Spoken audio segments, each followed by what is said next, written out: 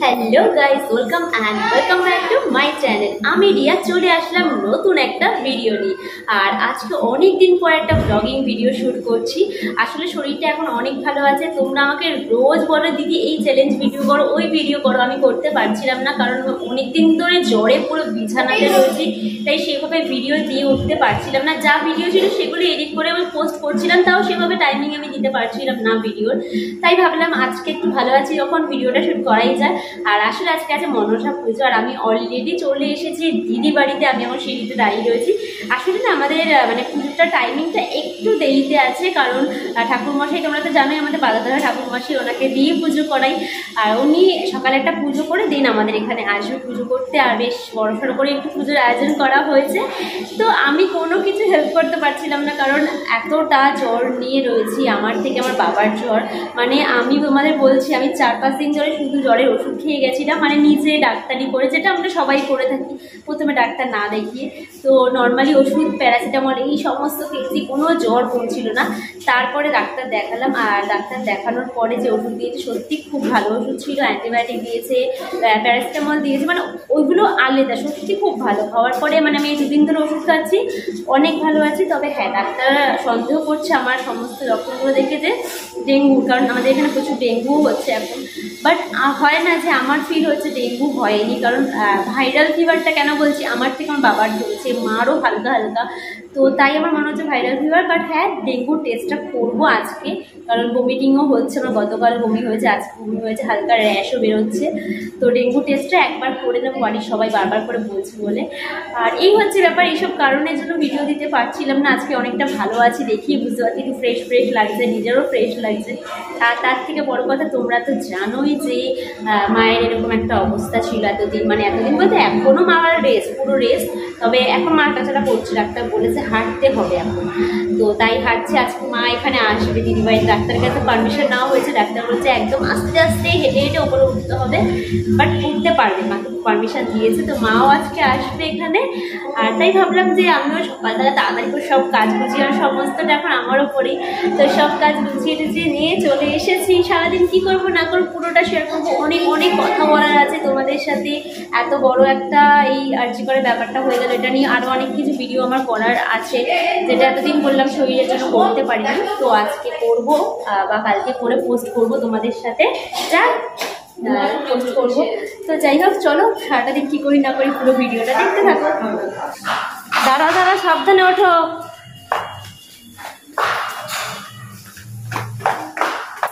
একা একা উঠছো তুমি? এই সাবাস। মাথা ঘুরছে না তোমার? আস্তে আস্তে ওঠো। এই দেখো, আজকে সিঁড়ি থেকে উঠে চলে আসলো ভাঙা পা নিয়ে।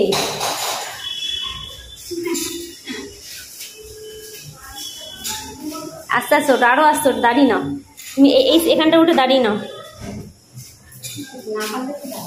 না পারলে না, দাঁড়িয়ে দাঁড়িয়ে উঠবা। এবার দাঁড়িয়ে নাও, মা খানিক্ষণ বসবা।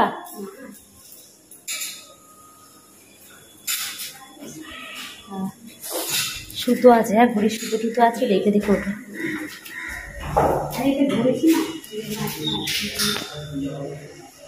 আগের দিন ডাক্তারকে জিজ্ঞাসা করে এসছে যে আমি কি উঠতে পারবো সিঁড়ি থেকে। তো ডাক্তার বললো হ্যাঁ, আস্তে আস্তে উঠতে পারবে, একটু দাঁড়িয়ে দাঁড়িয়ে উঠবে।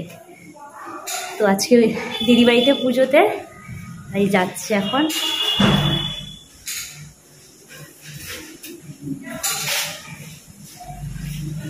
মা শাড়ি সেটাও খোলো নি তুমি, যে শাড়ির হ্যাঁ উঠে গেল, দেখ এই শাড়ির বেল্ট খোলো নি। ঠিক আছে চলো। এই যে স্কুটি করে নিয়ে আসলো ভাই, বলছে আগে আরো আস্তে উঠতে, এখন নাকি আরো তাড়াতাড়ি উঠছে মা। হ্যাঁ সেটাই তো বললাম।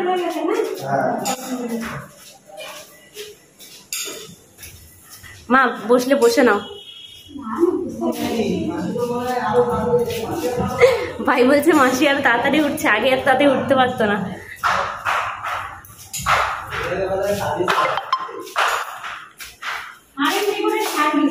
দেখেছি সবাই দেখতে আসছে মা। না দাঁড়ের পা ব্যথা গেছে।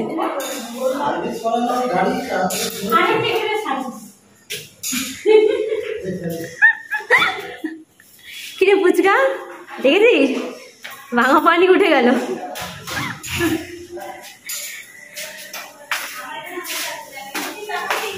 এবছর দিদিবাড়ির পুজোটা যেহেতু একটু দেরি করেছিল, তাই সবাই মোটামুটি দেরি করেই এসেছে। আমি একটু আগে এসেছিলাম, যদিও এসে কোনো কাজই আমি করতে পারিনি। তো এখানে এখন এই বাইরে কলা গাছ, মানে ঠাকুরমশাই চলে আসাতে কলা গাছ এগুলো লাগানো হয়েছে। আর সবাই এসে টুকটুক করে, আমি একটু চা বসিয়ে দিলাম, চা খাবে। দেন এখানে পুজোতে অলরেডি ওইদিকে বসে গেছে পুজোতে। আর এই একটাই কাজ বলতে পারো আমি করেছি, আর টুকটুক করে দু একটা কাজ করেছি। কারণ আমার যেহেতু শরীরটা ভালো ছিল না বলে দিদি কোনো কাজই এবছর আমাকে করতে দেয়নি, সমস্তটাই ও করেছে। মাসিও অসুস্থ, মাসির হাতে হাতে হালকা কিছু করে দিয়েছে, বাট বলতে পারো দিদি এবারে করেছে। মাও অসুস্থ, তো ছাদে চলে আসলাম, কারণ ছাদেতে সকাল থেকে রান্নার ব্যবস্থা হচ্ছে। এখানে চাটনি কমপ্লিট হয়ে গেছিলো। এইদিকে গামলাতে ছিল 1 গামলা খিচুড়ি। আর এখানে যেহেতু এবছর মানে মোটামুটি ধরো 90 থেকে 100 জনের মতো ইনভাইট করা হয়েছিল, আর ছাদেই খাওয়া দাওয়ার পুরো ব্যবস্থা করা হয়েছে। তো 1 গামলা খিচুড়ি অলরেডি নেমে গেছে। দুপুরে খাওয়া দাওয়ার ব্যবস্থা পুরোটাই, টেবিলও আনা হয়েছে। খাওয়া রান্নাটা কমপ্লিট হয়ে গেলে ওখানেই টেবিল পাতা হবে, তাঁবু টানানো রয়েছে। কিন্তু যে হারে বাইরের রোদ, এই দেখো বাইরে কীরকম মারাত্মক রোদ।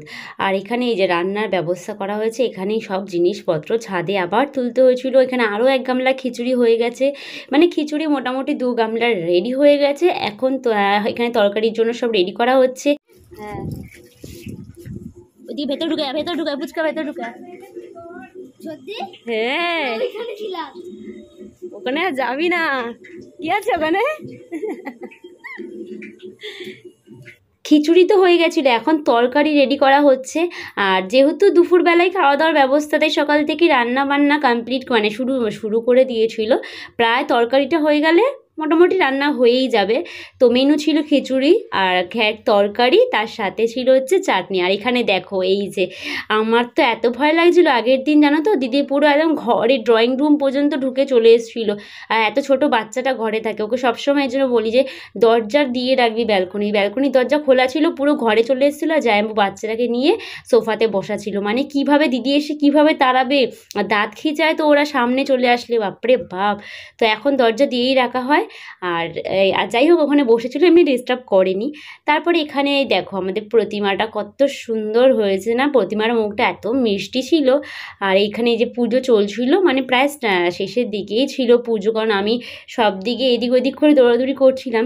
এক এক করে সবাই আসা স্টার্ট হয়ে গেছিলো, আর আমি ছাদে খাবার দিচ্ছিলাম, মানে ছাদে যেহেতু অ্যারেঞ্জমেন্ট করা হয়েছিল। কিন্তু একটা ব্যাচের পরে এমন বৃষ্টি নেমে গেল, তারপরে আবার সব জিনিসপত্র নিয়ে নিচে চলে, অত বড় বড় গামলাগুলোকে সব নিয়ে নিচে আসতে হয়েছে। দেন ঘরের মধ্যেই সমস্ত খাওয়া দাওয়ার ব্যবস্থা করা হয়েছে। আর এই খাওয়া দাওয়ার পর্ব রাত্রি পর্যন্ত, কারণ অনেকের অফিস ছিল, তো সবাই রাত্রিবেলায় প্রচুর লোকজন এসেছে দিদির অফিসে সবাই। তো এখানে তো পুজো চলছিল, দিদি যেমন পুজোতে বসেছিল অনেকক্ষণ, আমি একদমই টাইম পাইনি পুজোর এখানে থাকার, কারণ খাওয়া দাওয়ার ওখানেই আমাকে থাকতে হয়েছিল। মা বিশ্বহরি অষ্টনাগ সহিত নবনাগ সহিত মা মনসা সুজনে।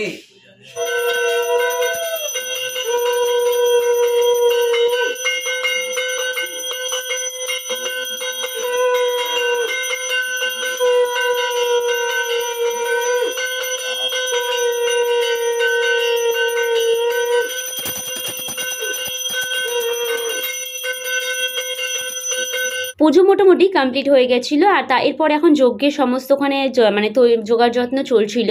আর এদিকে খাবারটাকে আমি একটু ফাঁকা করে মানে ওখানে ফ্যান চালিয়ে রাখলাম, কারণ যেহেতু অনেকে রাত্রির দিকে আসবে, যাতে নষ্ট না হয়ে যায়, তো আলাদা করে গামলাতে করে পুরো মানে এই জিনিসটাকে পুরো আলাদা রেখেছিলাম।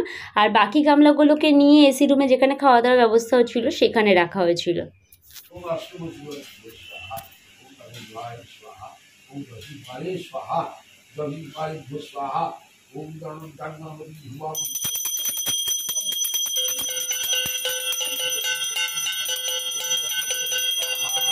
এই দেখো তোমাদের সকাল থেকে বললাম না ভালো আছি, আর সত্যি ভালোই ছিলাম।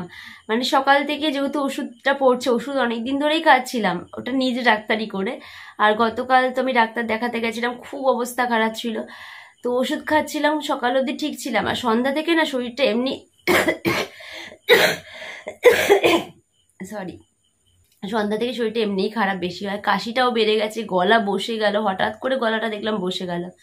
যাই হোক, দিদি বাড়িতে ছিলাম, তো আমার অনেক বাচ্চা আছে তোমরা জানো। তো বাবাকে ফোন করে বললাম, আমি আর মা দিদি বাড়ি ছিলাম, বাবা চলে এসেছিলো বাচ্চা মানে বিড়ালের জন্য। তো বাবাকে ফোন করে বললাম যে বিড়ালকে খাবারগুলো দিয়ে দিতে। তখন বাবার ভয়েসটা শুনে যেটা বুঝলাম যে বাবার শরীর খুব খারাপ। আমি জিজ্ঞাসা করলাম, বলছে আমি গা পুরো কাঁপাচ্ছে, এত ঠান্ডা লেগেছে, মানে এত জ্বর এসছে, তুই পারলে চলে আয়। তারপর আমি সঙ্গে সঙ্গে ওষুধ নিলাম, জ্বরের ওষুধ নিয়ে বাড়িতে আসলাম, বাবাকে খাওয়ালাম, ওষুধ খাওয়ালাম, বিড়ালের কাজকর্ম করছি। আমারও হঠাৎ করে আবার জ্বর মানে এখন ভালো জ্বর, কি আর বলবো। যাই হোক, আজকে ভেবেছিলাম তোমাদের সাথে একটু ব্লগটা শেয়ার করবো অনেকদিন পরে, আর অনেক দিন ধরেই ভুগছি বলে না ঠিকভাবে ভিডিও দিতে পারছি না। আর সত্যি বলতে না, চারিদিকে এই পরিস্থিতি, ভিডিও করার মানসিকতা নেই। এক তো আমার বাড়ির পরিস্থিতি, মানে যেহেতু সারাদিন জানোই মায়ের জন্য আমাকে সব কিছুই বাড়িতে করতে হয়, মানে রান্না থেকে শুরু করে মাকে স্নান করানো থেকে শুরু করে আমার এতগুলো বাচ্চার সমস্ত কাজ, তার মধ্যে নিজে অসুস্থ হয়ে বসে আছি। তো এইসব করতে বাবা যেটুকু হেল্প করে, বাবারও শরীর খারাপ হয়ে গেছে, বাবাও জ্বর। আর আমাদের এখানে খুব ডেঙ্গু হচ্ছে, বার্ড ফ্লু হচ্ছে। আজকেই আমার এক পরিচিত দিদির বাচ্চা, দিদির হাজবেন্ড, মানে তিনজনই মানে নার্সিংহোমে ভর্তি হলো, মানে এই অবস্থা জ্বরে। তো জানি না আমার কি হয়েছে। আজকে রক্ত পরীক্ষাটা করাইনি, কালকে আমি করাবোই। তো এই হচ্ছে ব্যাপার। আর যেটা বলার, মেনলি ভিডিও করার মানসিকতা নেই, টাইম তো পাচ্ছি না, ওটা আলাদা ব্যাপার। এই যে ঘটনাটা না, মানে মোবাইলটা খুললেই মানে একের পর এক নতুন তথ্য বেরিয়ে আসছে, নানান রকমের, মানে এগুলো না জাস্ট নেওয়া যাচ্ছে না। সবাই জানো, এমন কেউ নেই যে জানো না। অনেকে প্রতিবাদ করছে, দেশ বিদেশ সব জায়গা থেকে, কোথায় নেই, আমেরিকা, লন্ডন, বাংলাদেশ, মানে সব জায়গায় প্রতিবাদ করছো। আর যারা এখনো প্রতিবাদ করছো না, তাদেরকে বলবো যে প্লিজ আর মুখ বন্ধ করে দেখো না। এটা আমাদের সাথেও হতে পারে, আমার সাথে হতে পারে, তোমার সাথে হতে পারে, আপনার ফ্যামিলির কারোর সাথে হতে পারে। তো সবাই প্লিজ যেইভাবে পারছো, যে রাস্তায় নামতে পারছো নেমে প্রতিবাদ, মোবাইলে ফোনের মাধ্যমে, মেসেজের মাধ্যমে, ভিডিও, যেইভাবে পাচ্ছ প্রতিবাদ করো। প্রতিবাদটা থামিও না তোমরা।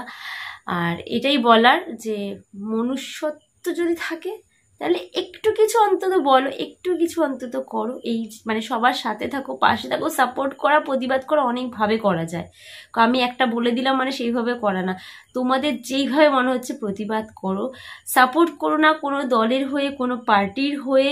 মানে তোমরা এই সময় অন্তত এগুলো করো না, যেই দল করো, যেই পার্টি করো, ভুলে যাও একটা মেয়ের সাথে এত নোংরা, এত জঘন্য ঘটনা হয়েছে, সেটা ভেবে সেই জন্য প্রতিবাদটা করো, যাতে আগামী দিনে কারোর সাথে এরকম কিছু না হয়।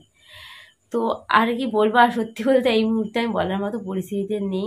আমার তরফ থেকে যতটা পারছি প্রতিবাদ করছি, তোমরাও করো, এটাই বলার ছিল। যাই হোক, আজকের মতন এখানে শেষ করছি। সবাই একটু প্রে করো, জানি তাড়াতাড়ি সুস্থ হয়ে যায়, আর ভালো লাগছে না, মানে সব শুদ্ধ অসুস্থ হয়ে রয়েছি। আর প্রে করো না করো সেটা আলাদা ব্যাপার, সবাই একটু প্রতিবাদ করো যাতে জাস্টিস পায়। চলো, আজকের মতন এখানে ভিডিওটা স্টপ করছি।